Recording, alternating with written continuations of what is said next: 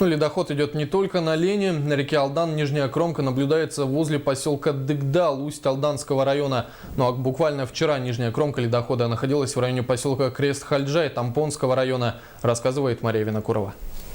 По данным комиссии по чрезвычайным ситуациям по Тампонскому району, в течение суток на территории Улуса гидрологическая обстановка в норме. На реке Алдан нижняя кромка ледохода находится в районе села Крест-Хальджай. Уровень воды 491 сантиметр, при критическом 798 сантиметров. Редкий ледоход. Верхняя кромка находится у села Эльдикан Узьмайского района.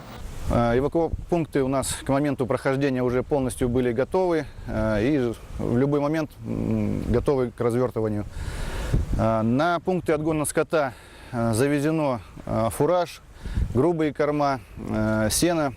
В Хандаге в целях контроля над мероприятиями по обеспечению безаварийного пропуска паводковых вод работает оперативная группа Главного управления МЧС России по республике Саха-Якутия в составе 12 человек. В группе взрывники и гидрологи. Вертолет опергруппы базируется в Хандаге в часовой готовности. Здесь, конечно, река намного шире, есть затороопасные места.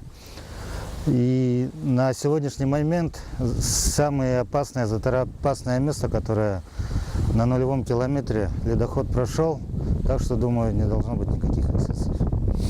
В районе развернуты гидропосты, в том числе временные, откуда каждые 4 часа поступает информация по уровню воды и ледовой обстановке. Мария Винокурова, Нина Ханарова, Жолсан Толстяков, НВК Саха, Ханда.